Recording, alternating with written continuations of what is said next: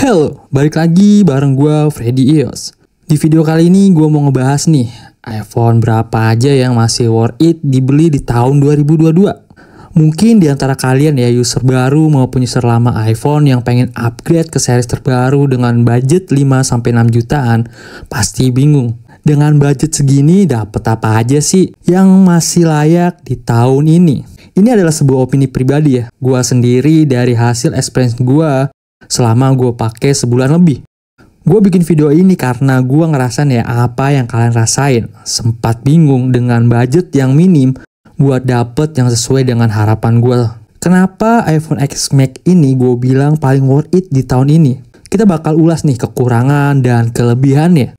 Setiap series iPhone pasti memiliki kekurangan dan kelebihan masing-masing. Begitu juga dengan iPhone XS Max ini. Kenapa nggak pilih iPhone XR atau iPhone 11? Pertanyaan yang tepat. Kalau kita lihat iPhone XR dan iPhone 11 sudah menjadi primadona dari tahun 2021. Tapi ada beberapa alasan mengapa gue nggak pilih iPhone tersebut ya, dan lebih tertarik ke iPhone XS Max ini. Gue termasuk orang yang jarang main game hanya untuk hiburan dan seperlunya saja ya. Jadi gue lebih fokusin cari yang performa kamera dan spesifikasi layarnya yang lumayan baik. Kita langsung aja ya masuk ke poin pertama dari kelebihan XS Max ini. Yang pertama kali gue lihat adalah spesifikasi dari layar iPhone-nya. Tentunya dengan budget 5-6 jutaan, pilihan gue jadi lebih terbatas. Gue cuma ada 3 pilihan nih, iPhone XR, iPhone XS Max, dan iPhone 11. Itu pilihan yang terbenak di pikiran gue.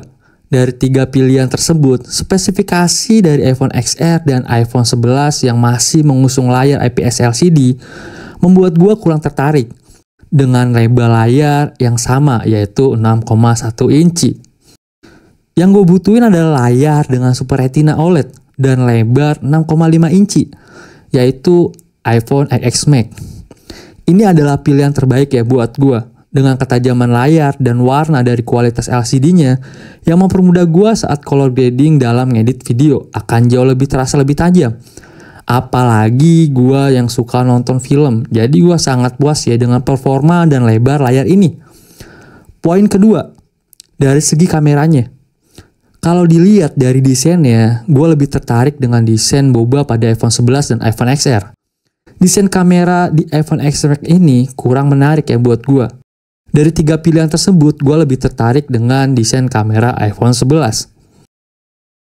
Hanya ada sedikit perbedaan ya, kamera iPhone 11 dan kamera iPhone XS Max ini. Walaupun masing-masing memiliki dual kamera dengan resolusi 12 megapiksel, spek keduanya hampir sama, tapi perbedaannya ada di ultrawide di iPhone 11 dan telefoto di iPhone XS Max di kamera kedua masing-masing iPhone tersebut. Untuk malam hari, iPhone 11 itu sudah dibekali dengan night mode ya. Jadi foto yang dihasilkan jauh lebih baik kalau minim cahaya. Buat gua, tidak terlalu jadi masalah walaupun kamera iPhone 11 jauh lebih baik sedikit. Tapi hasil kamera XS Max ini juga tidak buruk. Gua sudah cukup puas ya dengan hasil dari iPhone XS Max ini. Kelebihan ketiga yaitu baterai jauh lebih besar. Tapi kita bahas dulu nih dari ketiganya. iPhone XS Max ini dibekali baterai 3174 mAh ya, sedangkan iPhone 11 dibekali baterai 3110 mAh dan iPhone XR dibekali baterai 2942 mAh. Dengan data tersebut kita bisa ambil kesimpulan nih, baterai iPhone XS Max jauh lebih besar walaupun selisihnya sedikit. Tapi iPhone XS Max ini jauh lebih boros dari yang lainnya. Nanti kita bahas nih di kekurangan iPhone XS Max ini. Alasan kenapa baterai jauh lebih boros dari lainnya.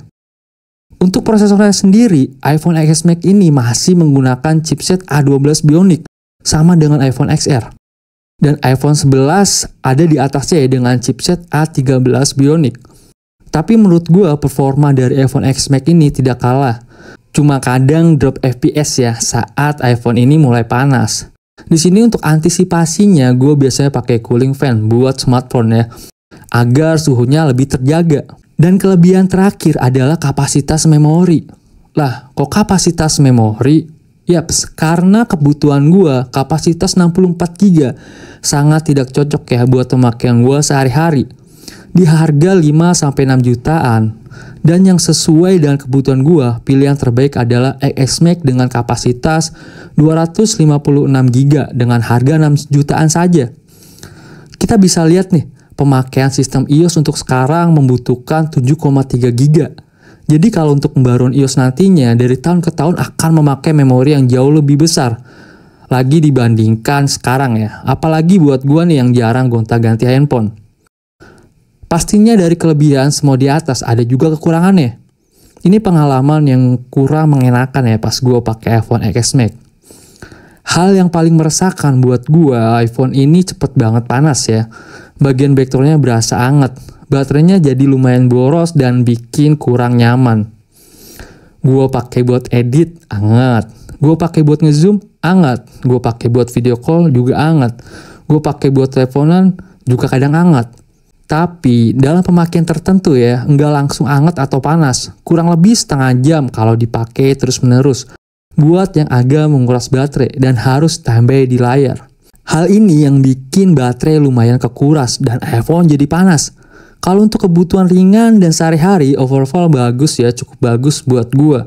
Nah, di sini cara mengatasi hal tersebut yaitu beli cooling fan. Buat ngejaga kondisi HP agar selalu prima saat digunakan dalam keadaan standby. Masalah ini tuh wajar ya, di semua iPhone dengan layar Super Retina OLED pasti bakal hangat atau panas. Sama yang gua rasain pas pakai iPhone 11 Pro dan iPhone 11 Pro Max. Karena alasannya iPhone ini menggunakan layar yang berbeda dari iPhone XR dan iPhone 11. Jadi bikin baterai kurang awet dan iPhone cepet panas. Ini adalah opini HP paling worth it buat gua di tahun ini ya. Kalau lo suka banget ngegame, gua saranin nih iPhone XR atau iPhone 11. Tapi nggak gua saranin ya ambil di kapasitas 64 GB. Paling aman ambil yang 128 GB. Terima kasih sudah menonton. Jika ada salah kata atau ada kata yang menyinggung, gue minta maaf karena ini hanya opini sendiri ya, tanpa ada niat menjelekan sesuatu. Jangan lupa tinggalkan komentar jika ingin bertanya, nyalakan notifikasi jika ingin selalu dapat update terbaru dari gue, dan subscribe channel gue buat support gue ya. Sekian kata dari gue. Assalamualaikum warahmatullahi wabarakatuh.